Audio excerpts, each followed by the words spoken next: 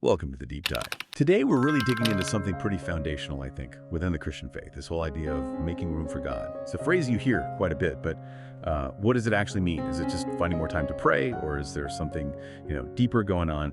We've been looking at some really insightful material that unpacks this, and it offers a pretty practical look at what making room for God looks like in the, let's be honest, the messy reality of our lives. To get us started, the material uses this incredibly vivid picture. Imagine a huge warehouse, right? And it's absolutely packed. I mean, floor to ceiling, crammed with old furniture, dusty boxes, just stuff that's piled up over years. There's basically no space left. Now, picture a truck pulling up. But it's not bringing just anything. It's loaded with priceless treasure. We're talking peace, wisdom, healing, provision, guidance, basically all of God's blessings and even His presence. And the truck can't move. It's stuck. There's literally nowhere to unload this amazing treasure, that warehouse.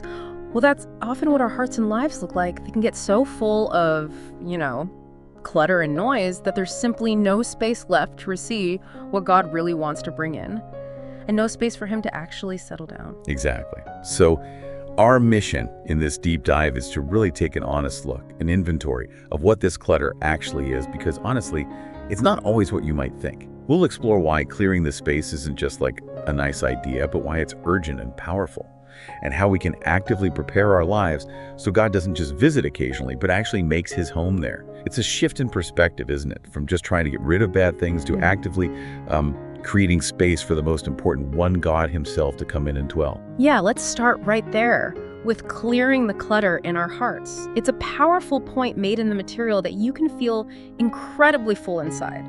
Maybe full of worries, packed schedules, endless tasks, yet your spirit can feel completely empty. You're weighed down by things you haven't really dealt with or expressed, or just distracted by things that ultimately don't matter much. That really hit home for me, because it's so easy to think clutter just means, the big obvious sins. Right. But the material we looked at highlights that the clutter isn't always sin in that sense. Sometimes it's just the sheer noise of life, that constant low hum of anxiety, or the overthinking that just replays scenarios again and again, or even holding onto old memories that have absolutely no positive value for your future. It's like emotional and mental junk food filling up all the space where something nourishing should be. Precisely. And the core principle here is simple, but it's profoundly challenging. You truly cannot make room for God while you're still clinging tightly to everything else. Something has to be willingly let go. God isn't going to force His presence into spaces that are already jam-packed. He doesn't, push His way into corners where He's been squeezed out. What He responds to is the space you create. He honors surrender. He flows into openness. This is shown so beautifully in the story of Hannah. She's in the Old Testament in the book of 1 Samuel. Hannah was a woman who was in deep, deep heartache because she desperately wanted children but couldn't conceive. And that was a source of immense sorrow and, frankly, cultural shame for her back then. Okay, so facing that kind of pain, what did she do? What was her response? Well, the story in 1 Samuel chapter 1, it describes her action like this. She poured out her soul before the Lord. And this is presented as just a vivid picture of making room. She didn't try to hide her pain. She didn't pretend she was strong or okay. She laid her deepest sorrow, her anguish, completely bare before God. And the result. The story shows that because she made room in her heart by pouring out what was so heavy, God filled that exact space with purpose. Yes, she did eventually have her son Samuel, who became this incredibly significant prophet, but maybe even more importantly, she became a vessel for something holy through that act of surrender. She traded what felt impossibly heavy for something heavenly. Her story really underlines that the first move is often ours. The emptying has to start before the divine filling can really happen. That makes complete sense. It's not just sort of waiting around for God to magically clear things out for us. Yeah. It's an active, intentional choice we have to make. Absolutely. Connecting that clearing of clutter to a conscious decision is so critical. It's highlighted that the difficulty for many people is right here.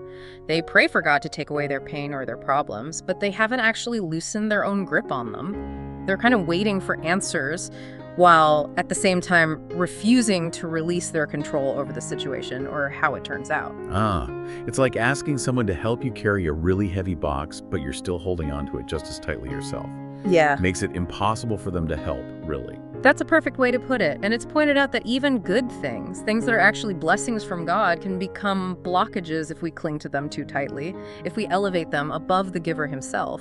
Which brings us to Abraham. He's such a key figure in the Old Testament, known as the father of the Israelite nation, and, well, just a profound example of faith. And he's the one God asked to sacrifice his son Isaac, right? The son he'd been promised and waited decades for. That's intense. That's the exact event that's emphasized.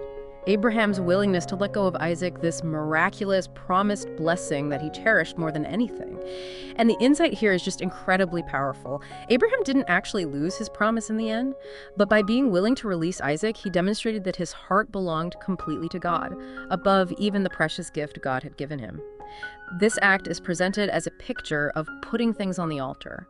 And you can think of the altar as that place of complete surrender, of sacrifice, of dedication to God. It means you stop just rearranging the clutter in your life or trying to make it look a bit tidier. You start actively removing it. You stop just adjusting to the noise, and you begin intentionally eliminating it, dedicating that cleared space fully to God. So God isn't primarily asking for our busy schedules or, our perfect performance records. He's really asking for our surrender, our undivided attention, our availability. That's exactly it. And he simply cannot fully move into a space you haven't prepared for him. It really challenges us, doesn't it, to pause and ask ourselves, what thoughts are currently taking up all the bandwidth, occupying the space where God is trying to speak? What attitudes, what old hurts are sitting in the room where his peace is meant to dwell? And this requires genuine honesty with ourselves and with God. He's not looking for a perfect, spotless place to begin with. He's looking for an empty space, a willing heart, a cleared area, a yielded life. He's not waiting for you to have it all figured out first. He's just waiting for you to make the room. And the promise is, what you clear, God is eager to fill. What you lay down and surrender, he promises to lift up. What you yield to him, he strengthens. That idea of willingness and active participation feels so key. Before we dive deeper into how obedience fits into making room, I do need to ask for your help. Please share this conversation with someone, leave your like, and subscribe for more content like this. Also, maybe leave a word of positivity in the comments. Your support really helps us keep bringing these deep dives to you. Yeah, that support is huge. And building on that point about participation, let's look at the crucial connection between making room and actually receiving instruction from God. That space between obedience and overflow. Making room for God isn't just about clearing out the bad stuff or surrendering control over things. It's also about being ready when God speaks, when he gives direction. God is always leading us toward transformation, toward blessing. But if our lives are completely packed full of our own plans, maybe plans we made without ever really checking in with him, then the space available for his instruction, and therefore our obedience, shrinks dramatically. So it's not just freedom from things, but it's an active freedom for his specific leading. Is that right? Exactly. It's emphasized that God he doesn't bless disobedience. He waits for a yielded vessel, someone whose heart has enough room to actually hear his voice and is ready to move when he speaks, even when it seems completely counterintuitive. Think about Peter the Apostle, one of Jesus' closest followers, right? Originally a seasoned professional fisherman. And in that story in Luke chapter 5, Peter and his partners had done what they knew best. They'd fished all night long and caught absolutely nothing. Zero. So from his expertise, his logic, his sheer exhaustion, the only reasonable thing to do was just give up, clean the nets, and go home. And then Jesus steps into the picture right after they've basically admitted total defeat. Yes. Jesus teaches the crowd from Peter's boat for a bit, and then he gives Peter this instruction that must have sounded crazy to a fisherman who just failed all night. Launch out into the deep and let down your nets for a catch. I mean, from Peter's perspective, this was totally illogical. He'd already cleaned his nets. The best fishing time, dawn was long gone. He was bone tired. But the story really highlights a crucial element right there, doesn't it? Something shifted in Peter. It does. It shows that despite his frustration, despite his logic screaming no, the space in Peter's heart was ready to obey. He acted on what Jesus said, even when it directly contradicted his own understanding and his recent, very discouraging experience. And the outcome was just unbelievable. A catch so massive it started breaking their nets and sinking their boats. Total overflow, way beyond anything they could have engineered themselves. Absolutely. But the critical point being made is that the obedience came first. Not just general faith, not just hoping, not just praying and waiting for God to do it all. Peter acted on the specific instruction he heard, even when it flew in the face of everything he thought he knew. And this is where it's suggested many people kind of miss the boat. They pray for God's blessing, they pray for overflow, but They ignore the specific instruction they've already received, or they resist the call to action God gives them. And the very room God wants to fill stays empty because the necessary ingredient, obedience, is missing. You simply cannot receive what your own obedience won't unlock. Wow. So the blockage isn't always some terrible sin we're committing. Sometimes it's just that hesitation, that delay, when God gives us a nudge or a clear word. That's a really profound insight from the material. Sometimes the primary blockage isn't a specific big sin, but that pause, that moment. You know what God just prompted you to do or say or change, but you hesitate. You hold back because you're scared of the perceived cost or what others might think, or just failure. But there's a wonderfully reassuring truth wrapped up in this. What you think will cost you everything is often the very thing that becomes the door to more than you could ever imagine. God will never ask you to release something that He's in. He doesn't already plan to replace with something far better, something higher. He simply cannot bless what you're too afraid to release your tight grip on. So framing, making room through this lens of obedience, really means preparing not just to hear God, but being ready to move when He speaks, taking action. Yes, it's that fundamental shift from stubbornly holding on to your plan, your way, to humbly receiving His path, His timing, and that kind of shift requires intentionally silencing the loud, often fearful voice of your own reasoning and actively choosing to listen to and follow the quieter, persistent voice of the Spirit. This isn't about blind obedience. It's presented as a bold trust, a trust that even when you can't see the what's next, you absolutely know who is going with you. And the material suggests it is in fact far safer to obey God and step out into the unknown with Him than it is to follow your own understanding, no matter how logical or secure it feels in the moment. And Jesus' instruction to Peter wasn't to just stay anchored there in the shallow, safe water where he'd caught nothing. It was specifically launch out into the deep. That's where the focus is placed, the deep. That's where your faith is truly tested, isn't it? Where your trust gets stretched beyond your comfort zone. It's the space where you have to acknowledge there's no backup plan, where you become fully reliant on Him. Obedience is what takes you there. Maybe some listening right now feel like they've been waiting on the shore, staying in the perceived safety of routine, just hoping God will somehow show up and bless with already familiar and comfortable. But He's calling you, just like He called Peter, into the deep. He's waiting to see if you will make room in your plans, in your schedule, in your comfort zone to obey, even before you fully grasp the why or the how. That overflow you've been praying for, hoping for, often isn't some distant miracle waiting for perfect conditions. It's frequently waiting right on the other side of a simple act of obedience. Maybe it's making that phone call you've been dreading, or making that change you keep putting off, or taking that specific, maybe scary step you've been hesitant about. God isn't looking for your perfection before He moves. He's looking for your participation. He's looking for people who make room for Him by responding quickly, humbly, and faithfully to His instructions.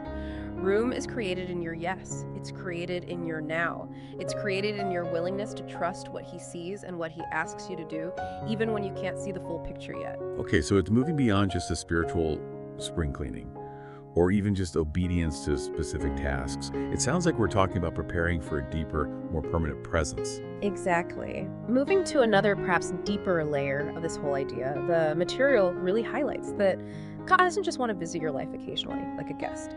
He desires to dwell there fully, to reside in you. He doesn't just want to show up during moments of crisis or, during the Sunday morning service. He desires to remain, to consistently guide you, to instruct you, and to overflow into every single part of who you are, your thoughts, your emotions, your decisions, your habits, everything.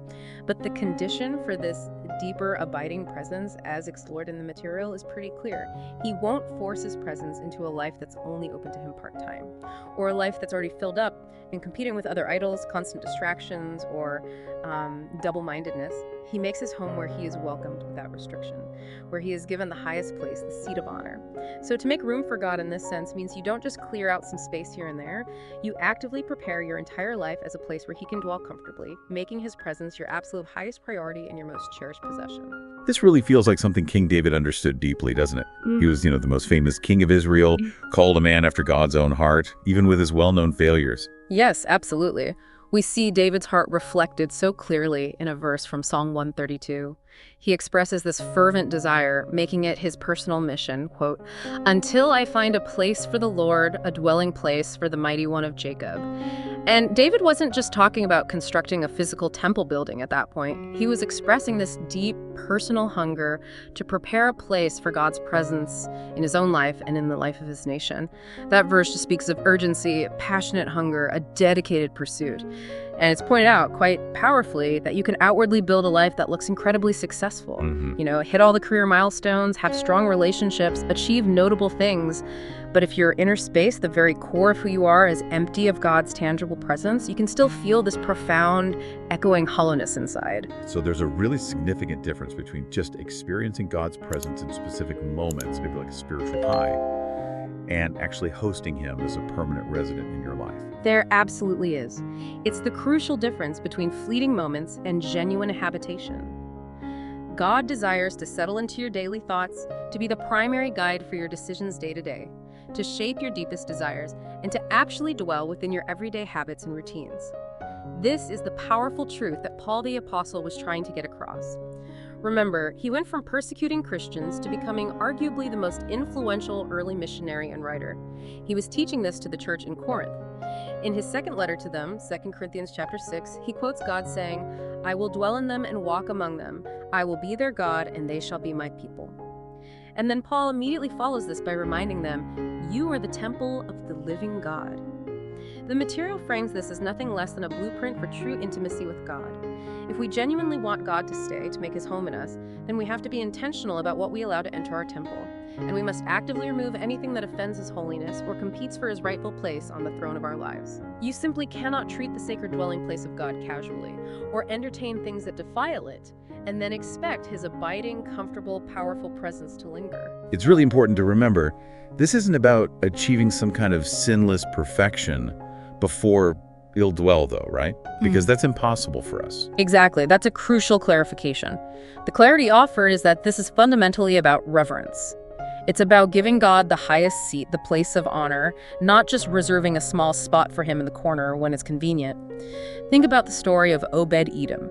He's a lesser-known guy in the Old Testament, but his house hosted the Ark of the Covenant, which represented God's tangible presence for 3 months. This is recorded in 2 Samuel chapter 6. And his whole household was just noticeably, tangibly blessed because of it, wasn't it? Profoundly so.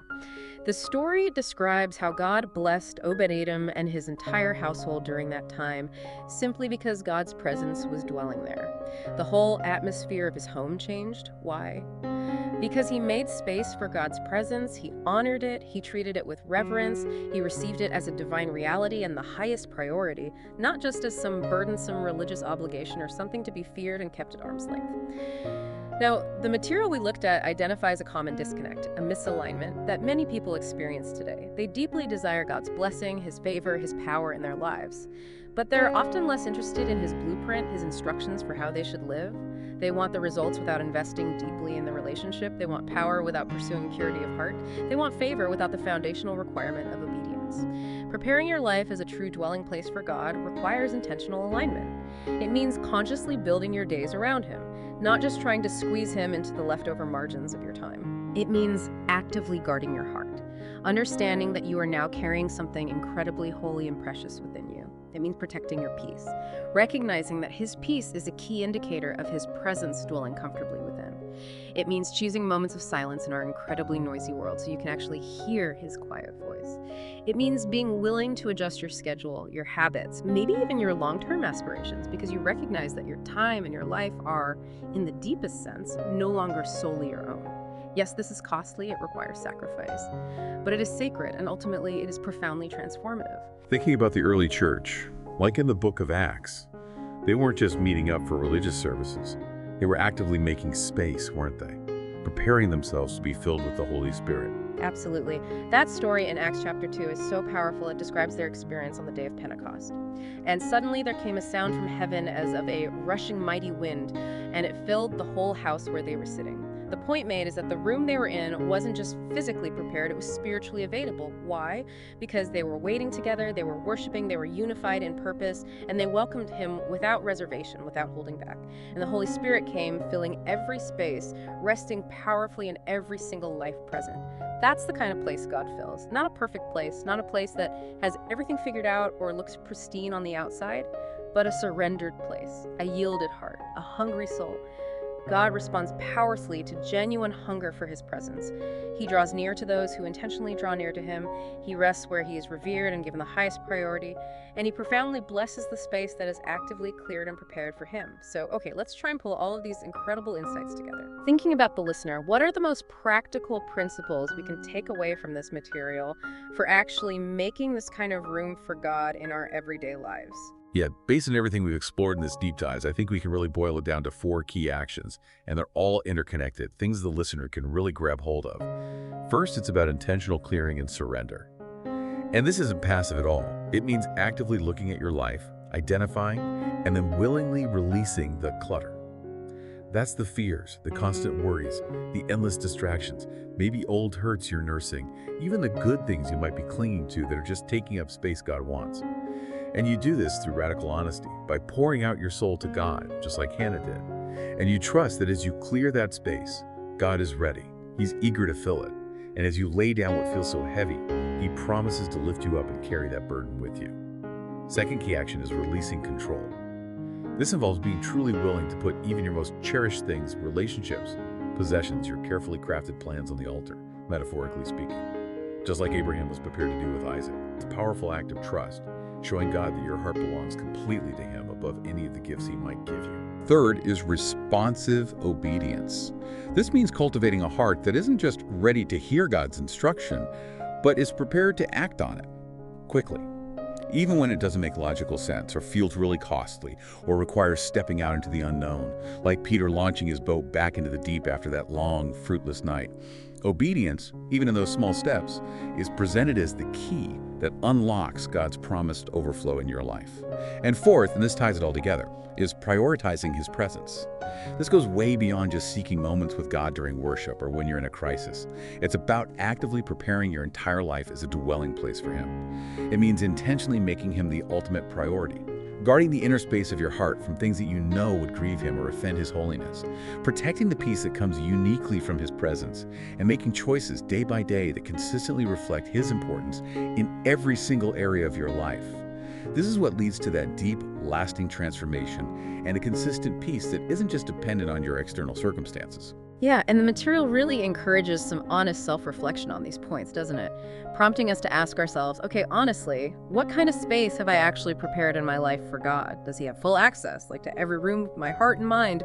Or does He only get weekend visitation rights, confined to specific religious times or places? Does He truly have the key to my inner life? Or is He often left waiting outside because my schedule, my worries, my priorities have locked the door? And the conclusion drawn is really profound. The true power, the lasting peace, and the overflowing blessing in your life are directly connected, directly proportional to how much room you actively, intentionally give God to move and to dwell within you. The invitation, then, is to intentionally start building your life like a sanctuary for Him. Let your daily choices be acts that honor Him. Let your thoughts become a place where He actually wants to reside. Let your speech carry His grace and presence. Let your plans be submitted to His wisdom. And most importantly, let your heart be open not just for a temporary visit when things get tough, but as a permanent, welcomed, cherished home for the living God.